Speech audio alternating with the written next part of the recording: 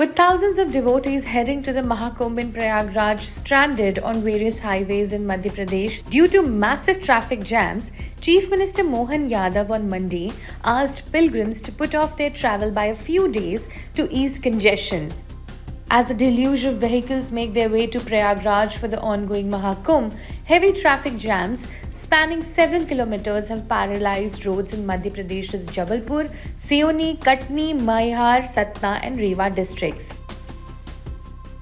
Samajwadi Party chief Akhilesh Yadav on Monday slammed the Uttar Pradesh government's arrangements after reports of hours-long traffic jams on roads leading to Mahakumbh Mela in Prayagraj. Here is what he said. Tweet मैं इसलिए कर रहा हूं कि मुझे तकलीफ और परेशानी की जानकारी मिल रही है। अभी अखबारी की अगर बात माने तो 300 किलोमीटर का लगभग वहां पर जाम लगा हुआ है। प्रयागराज में जितने भी रास्ते हैं आने जाने के सब पे जाम है।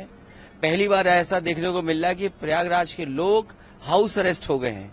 वो न बाहर जा सकते हैं न कोई उनके पास मिलने आ सकता है। जो इंतजाम सरकार को करने चाहिए थे और सरकार ने सबको बुलाया है। 100 करोड़ का इंतजाम करने वाले 40 करोड़ का इंतजाम क्यों नहीं कर पा रहे हैं? और तब जब इनकी डबल इंजन की सरकार है, बजट दिल्ली ने भी दिया होगा, यूपी ने अपना 10,000 करोड़ से ज्यादा पैसा लगाया। सोचिए, कल्पना कीजिए, अभी तक का सबसे महंगा ये कुंभ होने जा रहा है। अभी तक किसी ने भी इतना पैसा नहीं खर्च किया होगा जितना इस कुंभ में खर्च हो रहा है। अगर 10,000 करोड़ से ऊपर पैसा खर्च हुआ है और दिल्ली की सरकार ने भी मदद की है, तो ये व्यवस्थाएं क्यों नहीं बना पा रहे हैं? लोगों को सुविधा क्यों नहीं दे पा रहे हैं? लोग वॉशरूम कहाँ जाएं? गाड़ियों में कैद हैं, गाड़ियां चल नहीं पा रही हैं। अब दो मुख्यमंत्री ट्रैफिक का इंतजाम कैसे करें, मैनेजमेंट के लिए उतर पड़े हैं। यूपी के मुख्यमंत्री तो पहले से ही इंतजाम में निकल पड़े।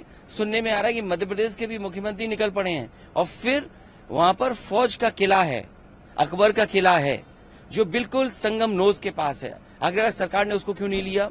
वहां पर बड़े पैमाने पे लोगों को सुविधा मिल सकती थी। वहीं पर बट वृक्ष है, वहीं से सरस्वती नदी निकलती है। तो कम से कम फौज से ये सहयोग ले लेते। जब सरकार के हाथ में इंतजाम नहीं था तो फौज को साथ लेकर के और कम से कम किले को भी इस्तेमाल में लाते, जिससे कुंभ में आने वालों को असुविधा नहीं होती। The world's largest spiritual gathering, which began on January 13, has drawn millions of devotees from across the country and beyond.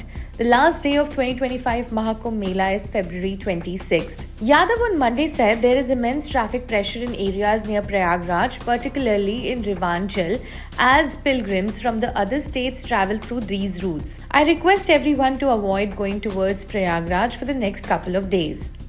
To support the influx, the Madhya Pradesh government has also set up arrangements along major travel routes, providing food, water, and other essential services in collaboration with social organizations. The Chief Minister acknowledged the challenges posed by the overwhelming crowds, saying, and I quote, "While we are fortunate to host so many pilgrims heading to Prayagraj for this sacred occasion, their safety and well-being remain our top priority. I urge everyone to plan wisely." He added, check Google Maps for road conditions before proceeding. If you see traffic difficulties, stop at a safe place and wait. Mahakumbh के अवसर पर यात्रियों की सुविधाओं के लिए railway लगातार special ट्रेनें चला रहा है। साथ ही साथ जो रेगुलर ट्रेनें हैं वो भी चलाई जा रही हैं, रिंग रेल सेवा भी चलाई जा रही है। कल की बात करें तो मेला क्षेत्र में कुल 8 रेलवे स्टेशन हैं। वहाँ से 330 ट्रेनें चलाई गई अलग अलग डेस्टिनेशंस के लिए, जहाँ पर श्रद्धालु जिसके माध्यम से जा सके। इसके अतिरिक्त अगर पूर्वोत्तर रेलवे की बात करें तो मेला क्षेत्र में 2 रेलवे स्टेशन झूसी और प्रयागराज रामबाग पूर्वोत्तर रेलवे क्षेत्र में आते हैं। यहाँ से कल 33 ट्रेनें हम लोगों ने चलाई हैं इन दोनों स्टेशनों से, जिससे जो श्रद्धालु हैं स्पेशली झूसी और रामबाग से जो ट्रेनें आती हैं वो बनारस के साइड आती हैं और इधर के पूर्वांचल क्षेत्र के जो भी रेलवे स्टेशंस हैं जैसे गोरखपुर, मऊ, छपरा, सिवान, इन सभी क्षेत्र के लोग इससे लाभान्वित होते हैं। और इसके अतिरिक्त जो भी श्रद्धालु स्टेशन पर आते हैं उनको सबसे पहले जो यात्री होल्डिंग एरिया बनाया गया है वहाँ पर रोका जाता है। उसके बाद जब उनकी ट्रेन प्लेटफॉर्म पे लगती है तो उनको क्यू फॉर्म करके एक लाइन बनाकर उनको पंक्तिबद्ध तरीके से ले जाकर ट्रेन में बिठाया जाता है। श्रद्धालुओं से अपील है कि किसी प्रकार की किसी भी अफवाह पर ध्यान ना दें। रेलवे सभी तैयारियां किया हुआ है कि ज़्यादा से ज़्यादा ट्रेनें हम लोग चला सकें।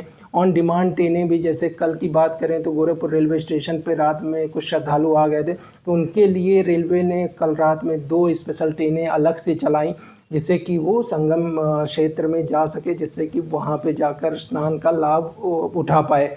इसी प्रकार से वहाँ से भी जो आने वाले श्रद्धालु हैं उनके लिए भी रेलवे सफिशिएंट संख्या में ट्रेनें चला रही है और सभी प्रकार की व्यवस्थाएं वहाँ पर करके रखी गई हैं, चाहे वो सुरक्षा से संबंधित व्यवस्थाएं हों, जो आरपीएफ की तैनाती है वो सफिशिएंट नंबर्स में है, सीसीटीवी कैमरे के माध्यम से, वॉर रूम के माध्यम से न सिर्फ निगरानी वहाँ पे जो मेला क्षेत्र में स्टेशन है वहाँ पर हो रही है, बल्कि हेडक्वार्टर गोरखपुर से भी इसकी निगरानी की जा रही है। साथ ही साथ दिल्ली से रेलवे बोर्ड से भी इस सभी स्टेशनों की निगरानी की जा रही है।